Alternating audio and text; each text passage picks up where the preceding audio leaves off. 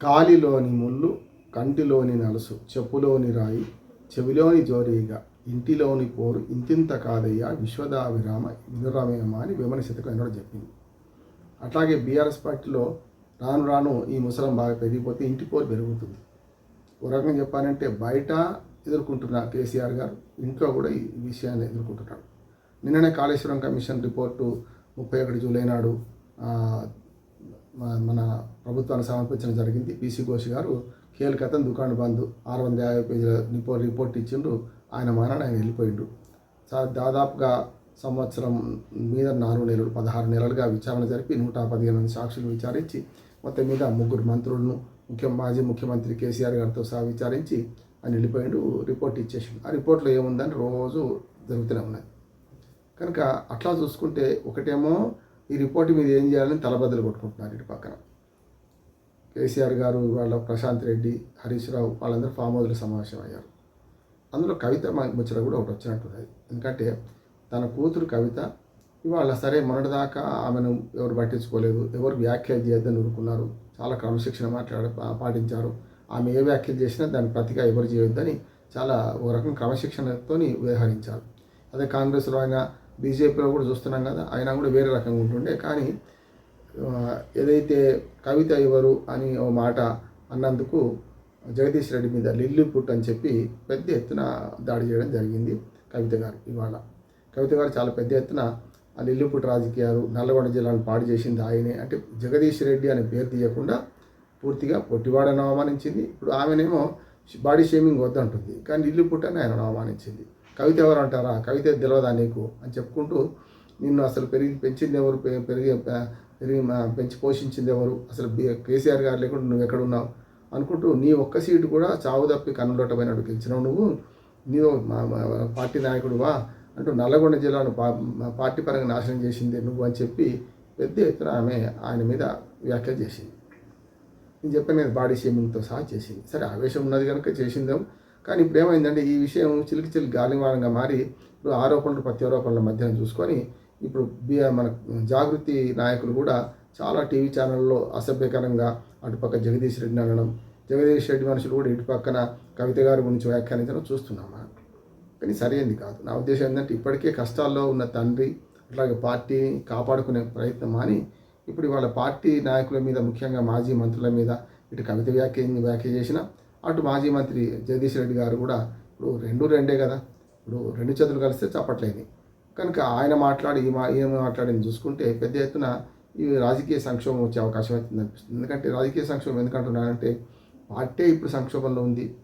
తనని ఆడబిడ్డను, నేను తెలంగాణ ఆడబిడ్డను, ముఖ్యంగా పార్టీ ఆడబిడ్డను గౌరవించకుండా చేస్తున్నారా అని ఆమె వ్యాఖ్య చేస్తుంది.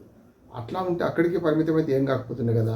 ఇవాళ పార్టీ కష్టకాలం నుండి ప్రతిపక్షంలో ఉన్నప్పుడు తండ్రికి చేదోడవాదన ఇవ్వాల్సిన ఆమె బీజేపీతో కలుస్తుంది, పార్టీ కలుస్తా అంటే వద్దన్నా నేను, నాకు అప్పుడు జైల్లో ఉన్నప్పుడు చేసిన అప్పటి వ్యాఖ్య నుంచి మొదలుకొని ఆయన కేసీఆర్ గారి దేవుడు చుట్టూ దయ్యాలు ఉన్నాయని చెప్పి వ్యాఖ్య నుంచి మొదలుకొని మళ్ళీ పెద్ద ఎత్తున ఈ రాద్ధాంతం జరుగుతుంది, ఈ రచ్చ జరుగుతుంది.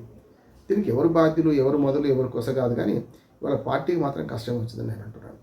ముఖ్యంగా ఇప్పుడు అడ్డాల నాడు బిడ్డలు కానీ గడ్డాల నాడు బిడ్డలు కాదన్నట్టు పెరిగిన తర్వాత ఇప్పుడు కేసీఆర్ గారు ఏ రకంగా పార్టీ పదవి పోయింది, తర్వాత దాంతో పాటు పార్టీ ఒక రకంగా చెప్పాలంటే రాష్ట్రంలో పలుకుబడి కోల్పోతుంది. సరే కాంగ్రెస్ చేసే తప్పులతో ముందుకు వస్తారా తర్వాత సంగతి, ఇంకో 3 ఏళ్ళ దాకా ఎన్నికలు లేవు. ఇటువంటి పరిస్థితులలో ఇవాళ కవిత గారు ఈ పార్టీలు చిచ్చురేపుతున్నారా అనే మాట కూడా వస్తున్నది. అట్లని వన్ సైడ్ చెప్పడం లేదు, ఇటుపక్క కూడా వీళ్ళ ఆరోపణలు ప్రత్యారోపణలు కూడా అట్లాగే ఉన్నాయి. దాంతోపాటు నన్ను కేటీఆర్ గారు కేర్ చేయడం లేదు, కేటీఆర్ గారు అంటే మొత్తం పట్టించుకోలేదు, నీ వ్యాఖ్యలను ఎవరు పట్టించుకోలేదు వల్ల బహిష్కరించలేదు, పట్టించుకోలేదు. ఇది కూడా ఒక వ్యూహాత్మకంగా కవితను పక్కన పెట్టినట్టు అనే మాట వచ్చింది. కనుక కవిత ప్రతిసారి కూడా నేనున్నాను నిరూపించుకోవడానికి ప్రయత్నం చేస్తుంది.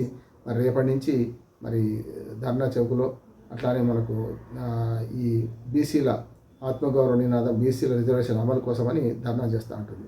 అది జాగృతి పేరు మీద. పార్టీ ప్రధాన నాయకులు ఎవరు కూడా జాగృతితోని, ముఖ్యంగా కవితతోని అంటిముట్టినట్టే ఉంటున్నారు. ఆ వివాదమైనప్పటి నుంచి వేరువేరుగా ఉంటున్నారు, చూస్తున్నాం మనం.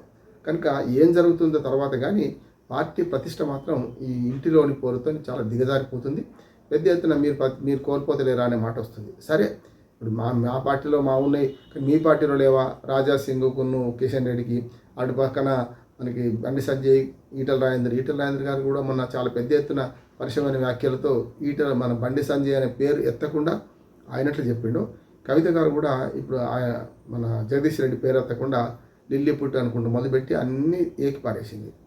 అట్లా కాంగ్రెస్లో ఎట్లాగ మొదటి నుంచి ఉంటుంది. కాంగ్రెస్లో వర్గపోరు అంతర్గతం కాదు, బహిర్గతంగా వాళ్ళు ఎప్పుడు మాట్లాడుకుంటుంటారు, తన్నుకుంటారు, కొట్టుకుంటారు కూడా చూసాం కదా. కేసీఆర్ సొంత నియోజకవర్గం, అట్లాగే మరి ఇవాళ రేవంత్ రెడ్డి కూడా ప్రతిష్టాత్మకంగా భావించిన నియోజకవర్గం గజ్వేల్ నియోజకవర్గంలోనే కాంగ్రెస్ శ్రేణుడు కాంగ్రెస్ మాజీ ఎమ్మెల్యే నర్సారెడ్డిని స్టేజీ మీద పిలవడానికి పెద్ద గొడవ అయింది. బండారు శ్రీకాంత్ను అట్లాగే వాళ్ళు కొట్టుకునే ప్రయత్నం చేశారు. చూసాం కదా మనం. అంటే అంతర్గత పోరు కాంగ్రెస్లో ఎక్కువ ఉంటుంది మొదటి నుంచి కూడా. అన్ని పార్టీల్లో ముసలా ఉంది కాదనట్లేదు. కానీ ఇప్పుడు అధికారం కోల్పోయి కునారెళ్ళిన పార్టీలో సొంత కూతురే ఇట్లా మరి మాజీ మంత్రులను తను అంటుంటే, వాళ్ళు కూడా ఈమెను ఓ రకంగా వ్యాఖ్యానిస్తుంటే పార్టీ తీరట్టుపోతుంది అనేది సమస్య వస్తుంది. మొదలే కష్టాల సుడిగుండలు, ముఖ్యంగా కాళేశ్వరం సుడిగుండలో మునిగిపోయినారు. రిపోర్టు మీద చాలా రకరకాల లీకేజీలు వస్తున్నాయి. ఇప్పుడు అదేందో మైడిగడ్డ కుంగిపోయి, అట్లాగే అన్నారమును సుందిల బ్యారేజ్ ఏమంటారు కిందికి వెళ్ళి లీకేజీలు ఉన్నాయనుకుంటే, బొంగబడ్డది అనుకుంటే పార్టీకి బొంగబడితే పరిస్థితి ఉందా అని. అంటే ఆనాడు ఎన్నికల కన్నా ముందు కాళేశ్వరం మేడిగడ్డ బ్యారేజ్ 2 పిల్లలు కుంగిపోవడంతో మొత్తం పార్టీ కుంగిపోయిన పరిస్థితి వచ్చింది, అధికారానికి దూరం అయింది. ఇప్పుడు ఈ బొంగలు పడే పరిస్థితి అంటే అట్లాంటిదే కదా. పార్టీలో కూడా ఈ అంతర్గత పోరాటం అనేది బొంగలు పడ్డ పరిస్థితి తయారవుతుంది. అటు కాళేశ్వరం కమిషన్ రిపోర్టు, ఇటేమో ఒకరి మీద ఆరోపణ చేసుకుంటూ పార్టీ శ్రేణుల, ముఖ్యంగా కూతురు తన పార్టీ శ్రేణుల మధ్యన ఈ అగాధం పెరగడం. దీంతో మరి కేసీఆర్ గారు ఏం ఆదేశం ఇస్తారు, ఎట్లా పోతే బాగుంటుంది అంటారు చూద్దాం. ఫామ్ హౌస్లో మీటింగ్ అయితే జరిగింది. అందులో కాళేశ్వరం కమిషన్ మీద ఎంత మాట్లాడినరో దాంతోపాటు కూతురు విషయం కూడా అంతే మాట్లాడింది అంటున్నారు. చూద్దాం ఏం జరుగుతుందో. కానీ ఇది చిలికి గాలివానగా మారి పెద్ద ఎత్తున పార్టీలో ముసలం ముట్టి వచ్చే పరిస్థితి ఉంటే, ఆనాడు యాదవ కులంలో ముసలం ముట్టినట్టు మరి కవిత గారు కూడా మరి బీఆర్ఎస్ పార్టీలో ముసలంగా మారుతుందా? మరి యాదవ కులంలో కృష్ణుడు ఏదైతే అట్లా అయిందో మరి కేసీఆర్ గారు కూడా అట్లా అవుతారా? చూడాలి ఏం జరుగుతుంది.